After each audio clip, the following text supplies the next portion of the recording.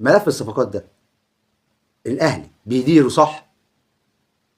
رد انت المشاهد، دكتور علاء، ايا كان مين، رد انت.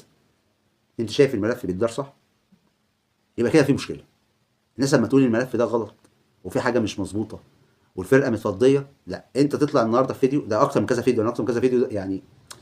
انا مش راضي، انا راجل من متابعين دكتور علاء صادق، اكتر من كذا فيديو انا متضايق. طريقته في الهجوم على اللي بيتكلم باي حاجه غريبه، غريبه. لكن المشكله في وسط ما هو بيقول انت عايزين تهدوا الاهلي، واي حد بيتكلم على مجلس اداره بيهد الاهلي، هو يمسك الكولر يشطفه، يشطفه. المره اللي فاتت كانت ده في فيديو هداب، واخر فيديو عامله كان بيتكلم فيه بيقول لك كهربا، انت ده عين ده واصل معاك انك مش عايز تدخل كهربا القايمه. كهربا خلاص مضى مع الاتحاد تقريبا، او بيخلص اموره خلاص مع الاتحاد الليبي، وطلع مع ابراهيم فايق في سهره وخلاص، هو الراجل بيجهز نفسه انه ماشي، هو كمان اللي باعه. ما انا عايز افهم يعني، هو